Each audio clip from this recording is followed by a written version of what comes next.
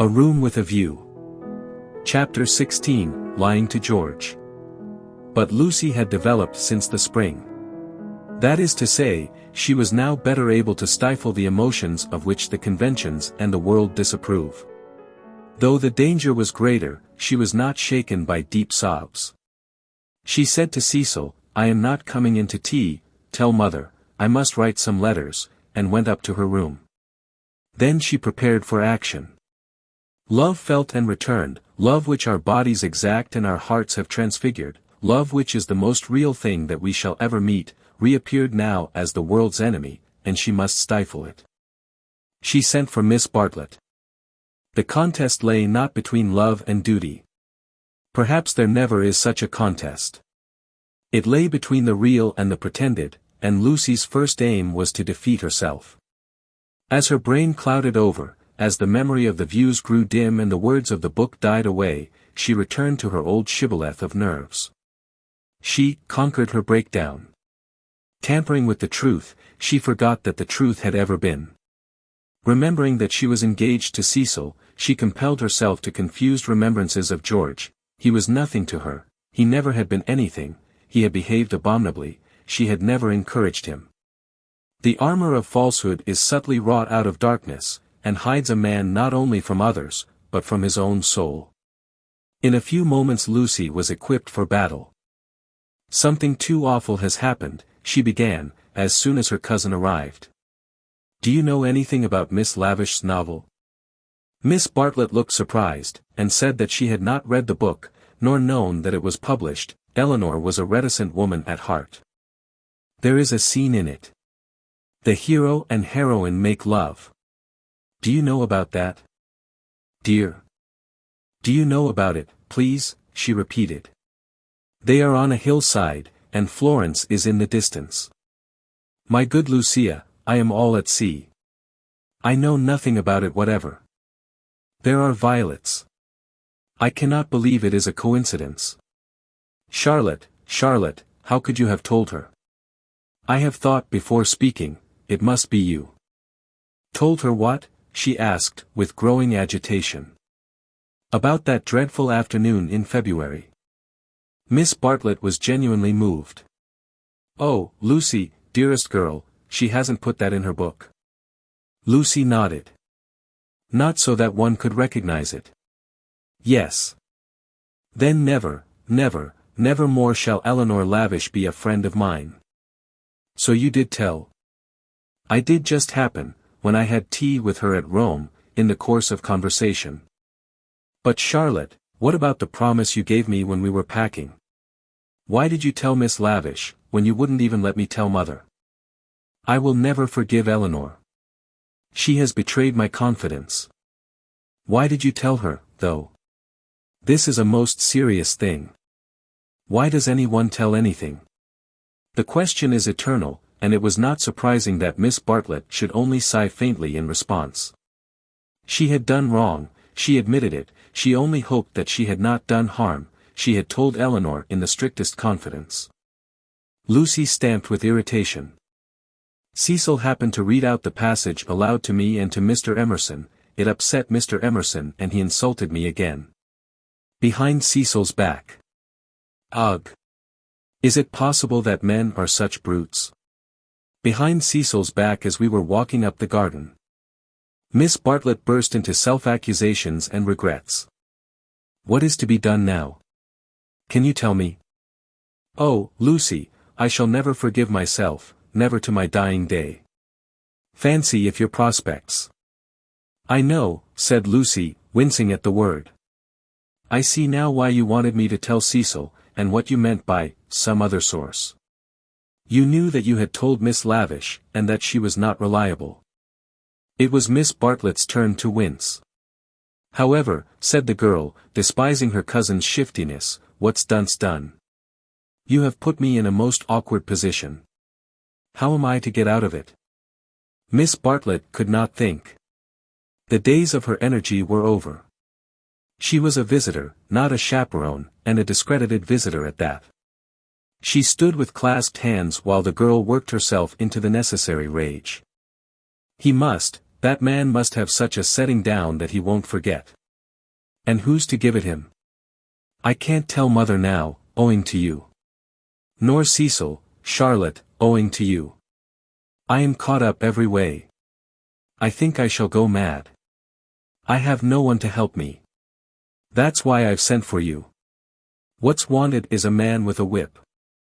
Miss Bartlett agreed, one wanted a man with a whip.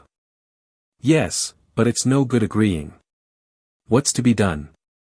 We women go maundering on. What does a girl do when she comes across a cad? I always said he was a cad, dear. Give me credit for that, at all events.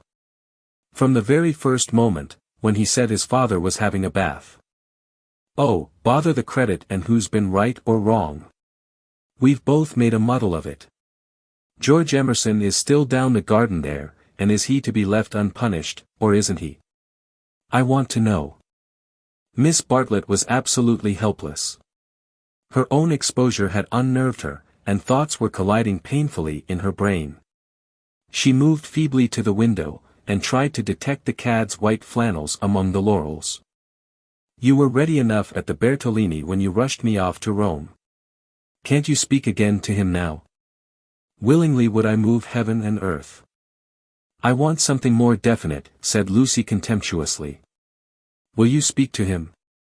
It is the least you can do, surely, considering it all happened because you broke your word. Never again shall Eleanor Lavish be a friend of mine. Really, Charlotte was outdoing herself. Yes or no, please, yes or no. It is the kind of thing that only a gentleman can settle. George Emerson was coming up the garden with a tennis ball in his hand. Very well, said Lucy, with an angry gesture. No one will help me. I will speak to him myself. And immediately she realized that this was what her cousin had intended all along. Hello, Emerson, called Freddie from below. Found the lost ball? Good man.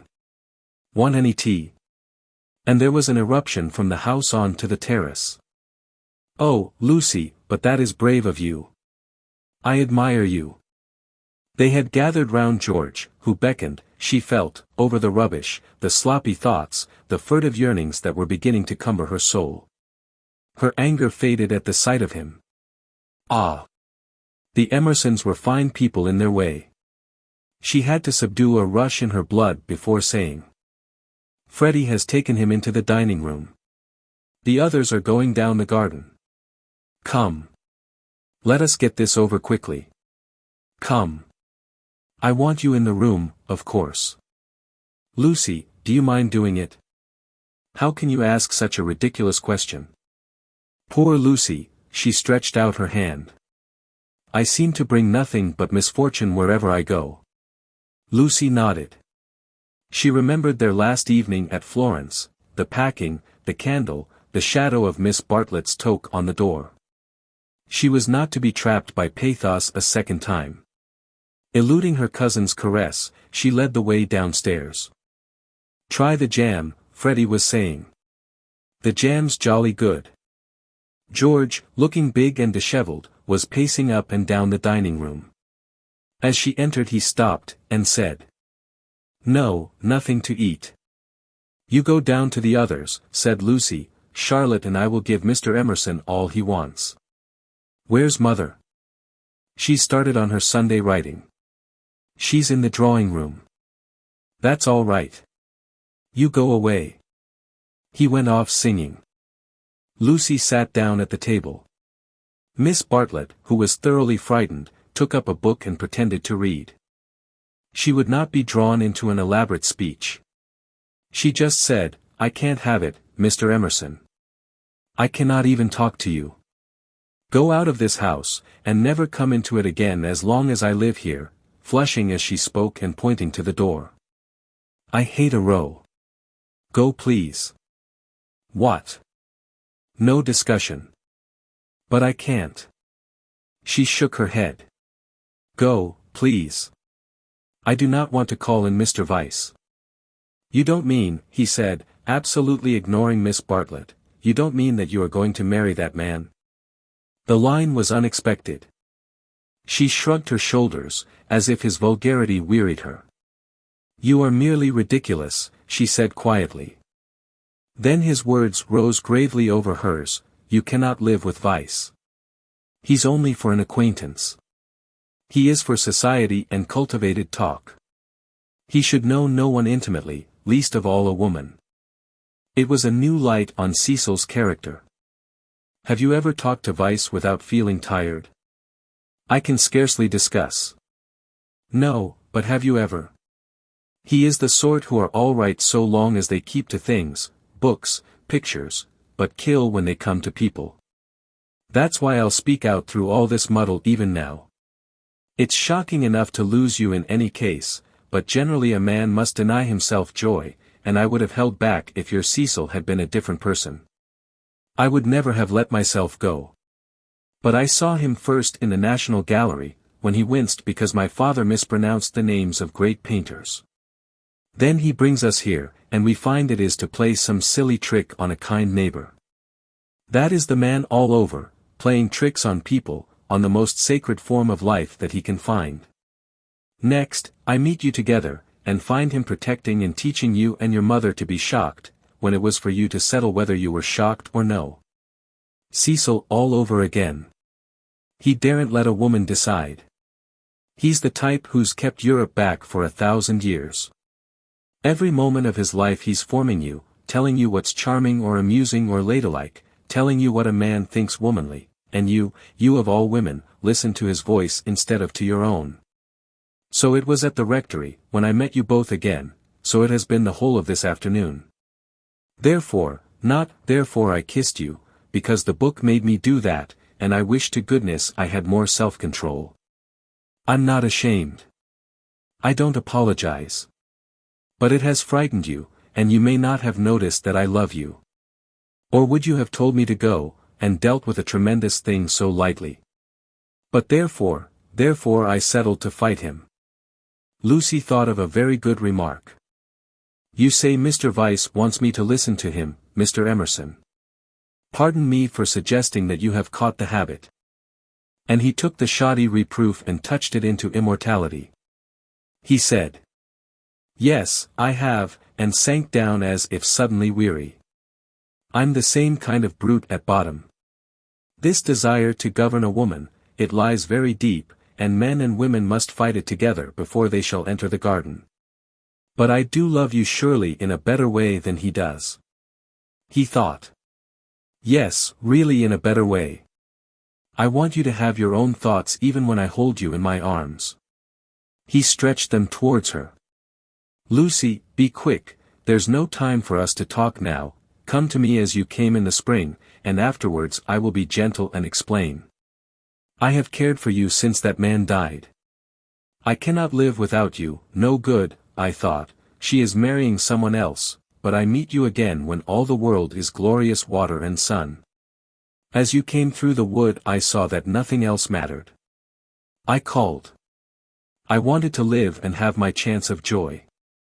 "And Mr. Vyse," said Lucy, who kept commendably calm. "Does he not matter? That I love Cecil and shall be his wife shortly. A detail of no importance, I suppose." But he stretched his arms over the table towards her. "May I ask what you intend to gain by this exhibition?" He said, "It is our last chance. I shall do all that I can." And as if he had done all else, he turned to Miss Bartlett, who sat like some portent against the skies of the evening. "You wouldn't stop us this second time if you understood," he said. "I have been into the dark, and I am going back into it, unless you will try to understand." Her long, narrow head drove backwards and forwards, as though demolishing some invisible obstacle. She did not answer. "It is being young," he said quietly, picking up his racket from the floor and preparing to go. "It is being certain that Lucy cares for me really.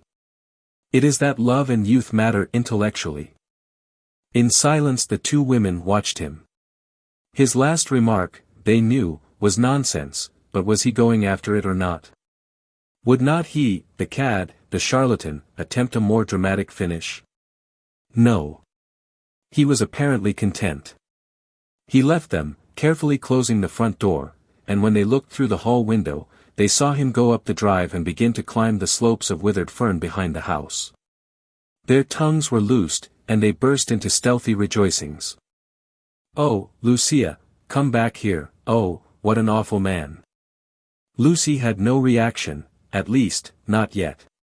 "Well, he amuses me," she said. "Either I'm mad, or else he is, and I'm inclined to think it's the latter. One more fuss through with you, Charlotte." "Many thanks. I think, though, that this is the last. My admirer will hardly trouble me again." "And Miss Bartlett, too," essayed the roguish.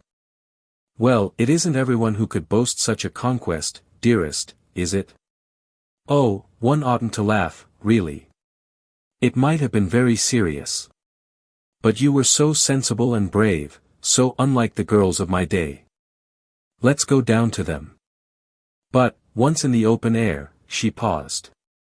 Some emotion, pity, terror, love, but the emotion was strong, seized her, and she was aware of autumn. Summer was ending, and the evening brought her odors of decay, the more pathetic because they were reminiscent of spring. That something or other mattered intellectually. A leaf, violently agitated, danced past her, while other leaves lay motionless. That the earth was hastening to re-enter darkness, and the shadows of those trees over Windy Corner. "Hello, Lucy. There's still light enough for another set, if you two'll hurry. Mr. Emerson has had to go. What a nuisance. That spoils the four. I say, Cecil, do play, do, there's a good chap. It's Floyd's last day. Do play tennis with us, just this once." Cecil's voice came, "My dear Freddie, I am no athlete.